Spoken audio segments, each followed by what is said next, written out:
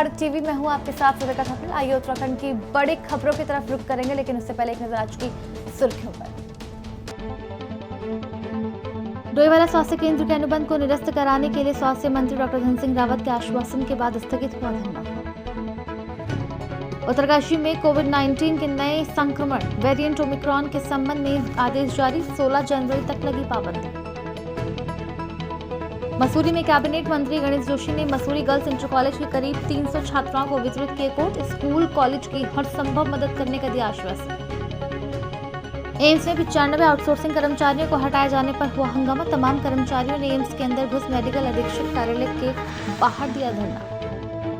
ऋषिकेश आयुर्विज्ञान संस्थान एम्स द्वारा 95 हॉस्पिटल अटेंडेंट सहायक को नौकरी से निकाले जाने के दिए गए नोटिस के बाद तमाम कर्मचारियों ने एम्स के अंदर घुस मेडिकल अधीक्षक कार्यालय के बाहर धरना देना शुरू कर दिया है, जिसके बाद एम्स प्रशासन को बैकफुट पर आकर निकाले गए कर्मचारियों को वापस नौकरी पर लेना पड़ा। कर्मचारियों के हंगामे के बाद स्थानीय प्रशासन के हाथ पांव फूल गए हैं। 8 जनवरी की सुबह से एम्स में दिए गए कर्मचारियों के धरने के बाद सूचना पर ऋषिकेश तहसीलदार डॉक्टर अमृता शर्मा पहुंची। साथ ही मौके पर एम्स प्रशासन से इस संबंध में बातचीत कर समस्या का तत्काल समाधान किए जाने के लिए निर्देशित किया।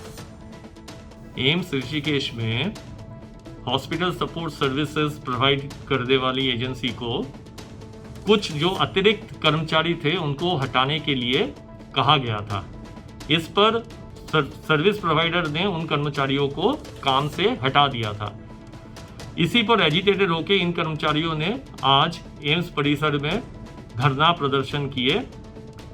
तो ये अभी कहा गया है जो हॉस्पिटल सपोर्ट सर्विस प्रोवाइडर है उनके तरफ से, उनके अधिकारियों की तरफ से जिला प्रशासन, जिला अधिकारियों के समक्ष कि फिलहाल किसी भी कर्मचारी की नौकरी नहीं जाने वाली है या नहीं जा रही है। धन्यवाद।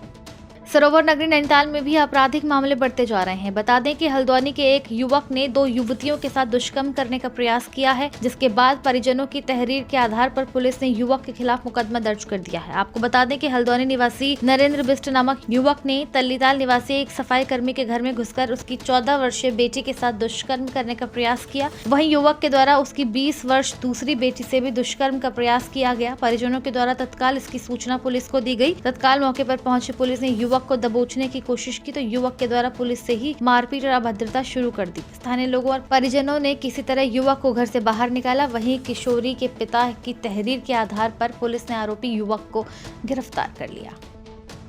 आम आदमी पार्टी की ओर से अधिकृत प्रत्याशी घोषित होने के बाद प्रवीण बंसल ने पार्टी हाईकमान का धन्यवाद देने के लिए एक पत्रकार वार्ता को संबोधित किया। विकासनगर विधानसभा से घोषित किए गए प्रत्याशी प्रवीण बंसल ने कहा कि बीते 21 सालों में भाजपा और कांग्रेस ने बारी बारी लोक लुभावन वायदे कर छलने का काम किया है। उन्होंने कहा कि इन 21 सालों में दोनों ही पार्टियों ने सरकारी धन की बंदरबांट कर भ्रष्टाचार को बढ़ावा दिया। वहीं उन्होंने कहा कि शिक्षा, स्वास्थ्य और रोजगार जैसे जनहित के मुद्दों को लेकर आप चुनाव मैदान में उतरकर दिल्ली की तर्ज पर उत्तराखंड से भी कांग्रेस और भाजपा को उखाड़ फेंकने का काम करेगी।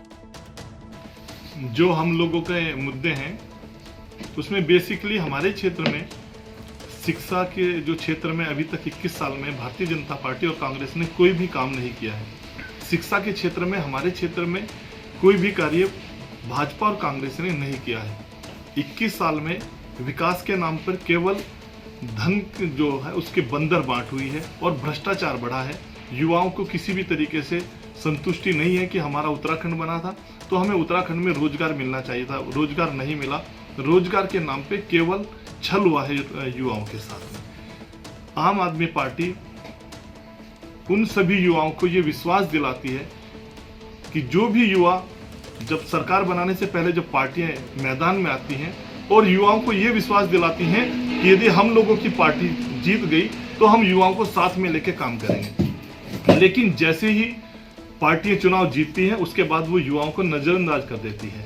इसी तरीके से आप लोगों ने देखा है, आप लोग अनुभवी हो, आप लोगों ने देखा कि चुनाव के टाइम पे अभी आचार संहिता महज लगने वाली है और भाजपा तरीके से घोषणा कर रही है कि हमने युवाओं के लिए वैकेंसीज निकाल दी हैं, हमने पुलिस में भर्ती निकाल दी है और ये सब 15 दिन में हुआ है। अगर उन लोगों की नियति इतनी साफ थी, उन लोगों की इच्छा इतनी दृढ़ थी तो उन लोगों को ये वैकेंसी अभी नहीं निकालनी चाहिए थी। उन लोगों को ये वैकेंसी तब निकालनी चाहिए थी जब उनकी सरकार सत्ता में आई थी।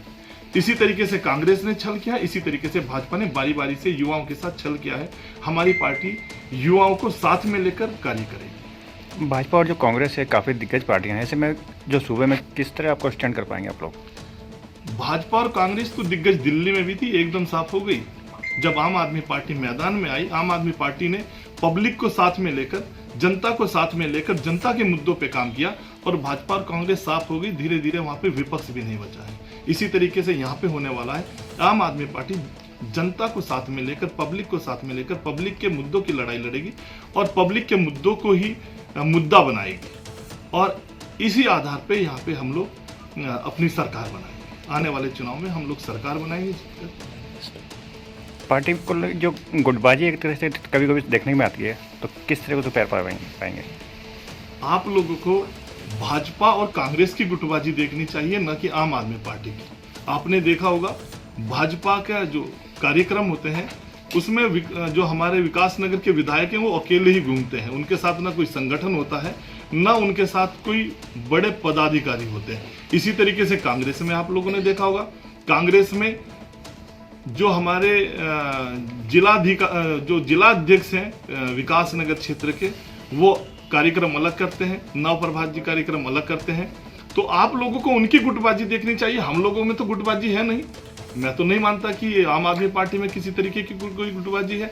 बाकी छोटे मोटे मन मुटाव तो सभी में होते हैं, उनको हम टाइम पे दूर कर लेंगे, कोई दिक्कत नहीं है। मसूरी में कैबिनेट मंत्री गणेश जोशी ने मसूरी गर्ल्स इंटर कॉलेज की करीब 300 छात्राओं को ठंड से बचने के लिए कोट वितरित किए। वहीं उन्होंने स्कूल कॉलेज की हर संभव मदद करने का भी आश्वासन दिया। गणेश जोशी ने कहा कि आचार संहिता लगने से पूर्व उनके द्वारा बच्चों को कोट वितरित किए गए हैं, जिससे कि उनको ठंड से बचाया जा सके। उनके द्वारा मसूरी विधानसभा में 4200 छात्र छात्राओं को कोट दिए गए हैं और उनका प्रयास रहता है कि वह सड़क जैसी मूलभूत सुविधाओं को उपलब्ध कराए जाने के लिए वे काम करते हैं। उन्होंने कहा कि भारतीय जनता पार्टी की हमेशा से सोच रही है कि अंतर पीढ़ी के अंतिम व्यक्ति तक विकास हो और इसी को लेकर भारतीय जनता पार्टी काम कर रही है। उन्होंने पूर्व मुख्यमंत्री हरीश रावत पर हमला बोलते हुए उन्होंने कहा कि हरीश रावत द्वारा बीएसएफ को प्रधानमंत्री की सुरक्षा में चूक के लिए जिम्मेदार ठहराया है, जो निंदनीय है। उन्होंने कहा कि उनको कांग्रेसियों की अक्ल पर बड़ा तरस आता है। यहाँ पर मैंने जो टीन शेड बनाया उसके लोकार्पण के अवसर पर यहाँ पर आया था, मैंने देखा कि यहाँ बच्चे स्वेटर पहनकर खड़े हैं, उनके पास कोट नहीं है। उनको आवश्यकता थी, क्योंकि मैंने गरीबी को बहुत नज़दीक से देखा है। और जब भी मैं किसी ऐसे व्यक्ति को देखता हूँ तो वो अपने दिन याद आते हैं। जिस सोच अंतिम पीढ़ी के अंतिम व्यक्ति तक विकास की लहर पहुँचनी चाहिए, हम उसको साकार कर रहे हैं। और मेरा ये मानना है कि ईश्वर ने अगर आपको ताकत दी है, ईश्वर ने आपको शक्ति, ईश्वर ने आपको इस लायक बनाया है, तो कमजोर वर्ग के होना चाहिए। क्योंकि ये बच्चे जितने हैं समाज के गरीब और कमजोर वर्ग के बच्चे यहाँ पर पढ़ रहे हैं और मुझे आज उनकी सेवा करने का मौका मिला। इसके लिए मैं यहाँ के प्रबंधक जी का, यहाँ के स्टाफ का आभार व्यक्त करता हूँ। मुझे इन कांग्रेसियों की अक्ल पर बड़ा तरस आता है। कभी इनका पप्पू इस प्रकार के बयान देता है, अगर आपको ध्यान होगा जब सर्जिकल स्ट्राइक हुई थी, इनका नेता कांग्रेस का पप्पू उसके सबूत मांग रहा था, कह रहा था सर्जिकल स्ट्राइक हुई नहीं, झूठ बोल रहे हैं। और आज बड़े कष्ट की बात है, भीड़ इकट्ठे करने के लिए जनरल विपिन रावत का चित्र इन कांग्रेसियों ने अपने मंच पर लगाया और आज फिर हमारे बीएसएफ के जवानों पर प्रश्न उठा दिया। हरीश रावत जी का बयान है कि साहब अगर चूक हुई है तो बीएसएफ के जवानों से हुई है। ये किस प्रकार का इनका चरित्र है? मैं इसकी जितनी भी निंदा की जाए कम है। और आने वाले समय में हमारे पूर्व सैनिक, हमारे अर्ध सैनिक इसका हिसाब किताब हरीश रावत से ले लेंगे, क्योंकि हमेशा कांग्रेस ने जो है सैनिकों के विरोध में, अर्धसैनिकों के विरोध में काम किया है। वन रंग वन पेंशन लागू की है तो भारतीय जनता पार्टी ने की है। आज सैन्य धाम बना रहे हैं तो भारतीय जनता पार्टी बना रही है। कारगिल के बाद जो शहीदों के पार्थिव शरीर तिरंगे में घर आते हैं उसकी शुरुआत की है तो भारतीय जनता पार्टी ने की है। कांग्रेस ने हमेशा सैनिकों का अपमान किया है और जो ये इस बार हरीश रावत जी ने जो बयान दिया है ये बहुत ही शर्मनाक है। उसके लिए हरीश रावत जी को माफ़ी मांगनी चाहिए। जिला प्रशासन द्वारा डोईवाला के आशीर्वाद वेडिंग पॉइंट में 8 जनवरी को जिला उद्योग केंद्र देहरादून द्वारा प्रायोजित बहुउद्देशीय शिविर रोजगार स्वरोजगार मेले का आयोजन किया गया, जिसमें मुख्य अतिथि पूर्व मुख्यमंत्री और वर्तमान डोईवाला विधायक त्रिवेंद्र सिंह रावत ने शिरकत की। शिविर में विभिन्न विभागों द्वारा अपनी अपनी रोजगार एवं स्वरोजगार योजनाओं के संदर्भ में प्रतिभागियों को जानकारी प्रदान की गई। साथ ही उद्योग विभाग द्वारा शिविर में ऑन द स्पॉट अभ्यर्थियों के आवेदन भी भरे गए तथा शिविर में सेवा योजन विभाग द्वारा रोजगार कैंप आयोजित किया जा रहा है। आचार संहिता को तो किसी को पता नहीं था कि आचार संहिता लगेगी क्या लगेगी, लेकिन ये जो बहुउद्देशीय शिविर यहाँ पर लगाया गया इसमें रोजगार भी है, रोजगार से संबंधित भी है, पशुपालन, मेडिकल, यहाँ पर RT-PCR के टेस्ट भी हो रहे हैं और बैंकों के द्वारा जो ऋण उपलब्ध कराया जाता है विविध योजनाओं के तहत। साथ में जो लोग समाज कल्याण विभाग की जो पेंशन्स हैं उसके भी फॉर्म यहाँ पर भराए जाते हैं। निश्चित रूप से इसका लाभ लोगों को मिलेगा और यहाँ पर कुछ इंडस्ट्री के भी लोग यहाँ पर आए हुए हैं तो वहाँ रोजगार भी मिलेगा। मुझे जैसा पता चला है कि काफ़ी लोगों ने कि आज यहाँ पर इंटरव्यू हुए हैं तो यहाँ से अच्छे वर्कर मिल जाएंगे, अच्छे हैंड्स मिल जाएंगे और जो स्थानीय लोग हैं उनके दरवाजे पर उनको रोजगार मिल जाएगा। देखिए, कई बार क्या होता है कि हमारे युवाओं को जानकारी का अभाव रहता है, तो इसलिए एक स्वरोजगार मेला जिला जो केंद्र और जिला प्रशासन ने और स्वयं सहायता समूह ने ये एक आयोजन किया, ये बहुत अच्छा आयोजन था। इससे युवाओं को उनके सामने, उनके दरवाजे पर ये सारी जानकारियाँ उपलब्ध कराई गई और इससे निश्चित रूप से हमारे युवाओं को रोज़गार मिलेगा और स्वरोजगार से जोड़ने के लिए जो युवाओं का प्रयास है वो सफल होगा।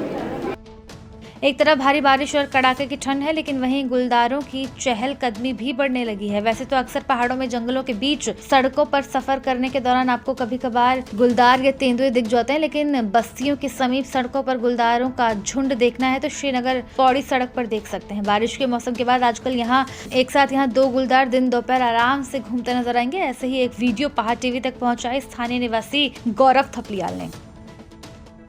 सामुदायिक स्वास्थ्य केंद्र डोईवाला के अनुबंध को निरस्त कराने के लिए पिछले 46 दिन से चल रहा आंदोलन स्वास्थ्य मंत्री डॉक्टर धन सिंह रावत के आश्वासन के बाद स्थगित कर दिया गया है। तहसीलदार सुशील सैनी ने आमरण अनशन पर बैठी उत्तराखंड क्रांति दल की नगर अध्यक्ष बीना नेगी को जूस पिलाकर अनशन समाप्त करवाया। उत्तराखंड क्रांति दल के मीडिया प्रभारी शिव प्रसाद सेमवाल ने बताया कि डॉक्टर धन सिंह रावत से उनकी फोन पर वार्ता हुई है और उन्होंने कहा कि अनुबंध को निरस्त करने के निर्देश जारी किए जा चुके हैं और इस पर कार्रवाई केवल स्वास्थ्य सचिव के कोरोना संक्रमित होने के कारण रुकी हुई है।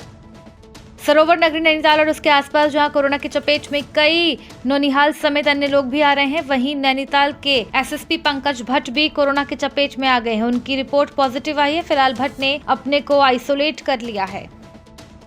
8 और 9 जनवरी को धारचूला के जवाहर सिंह नबियार स्पोर्ट्स स्टेडियम में चल रहे Mansarovar open sports meet championship 2022 में अंडर 14 कैटेगरी में विकासखंड मुंसियारी के पापड़ी गांव निवासी हिमांशु सिंह पापड़ा ने गोल्ड मेडल प्राप्त किया। इससे पूर्व में हिमांशु पापड़ा ने नोएडा में चली ओपन नेशनल ताइक्वांडो चैंपियनशिप के फ्रेशर वेट कैटेगरी में भी गोल्ड प्राप्त किया था। जिला चंपावत बनबसा के पास ग्राम पंचायत पंच पकरिया, वहां पर लोगों की कई वर्षों से चल रही सीसी रोड की मांग की, लेकिन ना ही शासन, ना ही प्रशासन और ना ही वहां के प्रधान और ना वहां के क्षेत्रीय विधायक द्वारा कोई भी कदम उठाया गया है। अब लोगों ने चुनावी माहौल देखते हुए रोड नहीं तो वोट नहीं का नारा करते हुए युवक मंगल दल अध्यक्ष प्रदीप आर्य व उनके सभी मंगल दल के पदाधिकारी व ग्राम पंचायत के लोगों ने अब रोड नहीं तो वोट नहीं का नारा लगा दिया है। उत्तराखंड की बड़ी खबरों में केवल इतना ही। बने रहिए पहाड़ टीवी के साथ, देखते रहिए पहाड़ टीवी।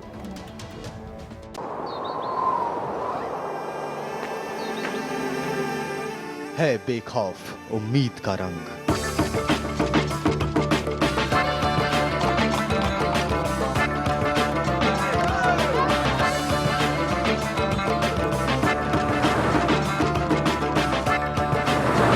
है आस्था भी।